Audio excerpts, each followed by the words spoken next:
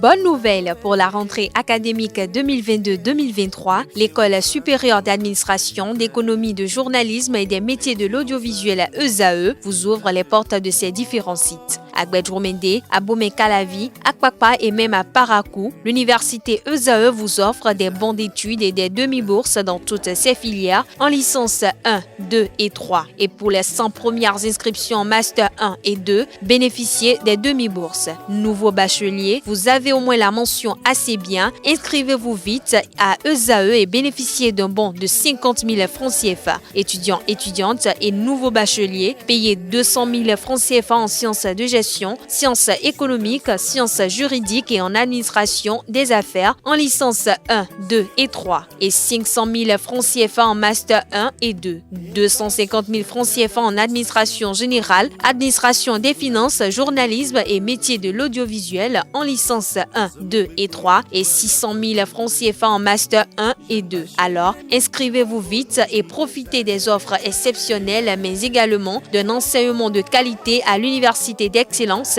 ESAE. Infoline 90 93 65 21 ou le 98 98 14 00. ESAE, l'excellence à un nom. Bonjour à toutes et à tous. Dans le cadre du match Bénin-Sénégal de la 5e journée des éliminatoires de la Coupe d'Afrique des Nations Côte d'Ivoire 2023, le sélectionneur national des Guépards du Bénin, Gernot Ross, sera en conférence de presse ce mardi matin. Le patron de l'encadrement technique dévoilera la liste des joueurs convoqués pour la rencontre du 17 juin prochain face au Sénégal.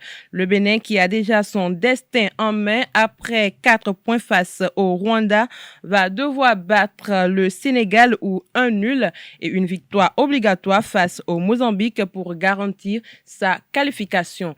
Autre information initialement prévue pour se dérouler les 11 et 21 juin 2023, les dates des 22e et 23e journées de la Super Ligue professionnelle de football du Bénin ont connu de réaménagement. En effet, par une note officielle signée du secrétaire de la Ligue de football du Bénin, Alphonse Hunkpati, la Ligue de football du Bénin a dévoilé le nouveau calendrier des 2 prochaines journées de la Super Ligue Pro. Les jeudis 8 et dimanche 11 juin 2023, ce sont respectivement les dates retenues par la Ligue pour abriter les deux journées de la Super Ligue Pro saison 2022-2023.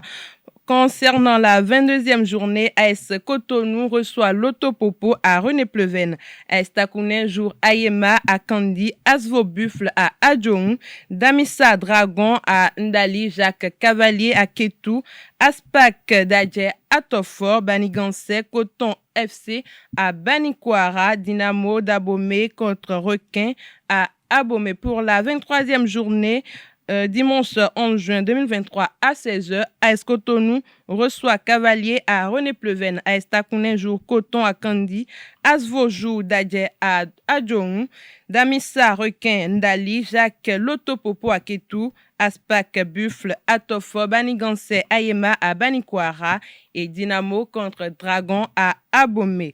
Les championnats du monde de taekwondo se sont déroulés à Bakou en Azerbaïdjan, compétition à laquelle la Côte d'Ivoire a participé en envoyant 9 représentants. Une compétition qui aura permis au taekwondo ivoirien de retrouver, grâce à cette tête d'affiche, ses lettres de noblesse.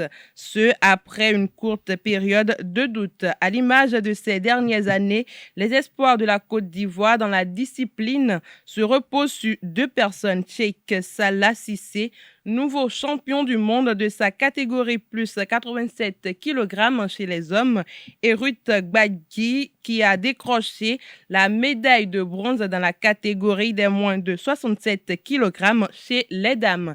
Cissé vient de récidiver après l'or olympique en 2016 à Rio qu'il a élevé au rang au rang d'icône du sport ivoirien et africain. Champion du monde et champion olympique, il s'inscrit dans la légende de son sport. Quant à Ruth Gbadji, cela fait une 3e place décrochée après une victoire contre la Qatarienne Marma Fatnassi. Une performance dans la continuité de ce qu'elle avait fait aux Jeux olympiques de Tokyo en 2021. Elle s'en était aussi sortie auréolée d'une médaille de bronze. Pour finir cette page de sport, pas de représentant africain dans le dernier carré d'as de la Coupe du monde junior Argentine 2023. Le dernier espoir du peuple noir porté par le Nigeria a été éteint par la Corée du Sud. Les Eagles ont courbé les Chines en quart de finale 1-0 devant les Asiatiques. La dernière affiche de ce tour mettait aux prises les États-Unis à l'Uruguay. La Céleste qui avait au tour précédent éliminé la Gambie s'est de nouveau imposée devant les jeunes Américains 2-0 au décompte final. Les demi-finales vont se jouer le jeudi prochain à partir de 18h30. L'Uruguay des moins de 20 ans rencontre Israël et Italie des moins de 20 ans rencontre la Corée du Sud des moins de 20 ans. C'est tout pour la page des sports de ce matin. Merci pour votre attention.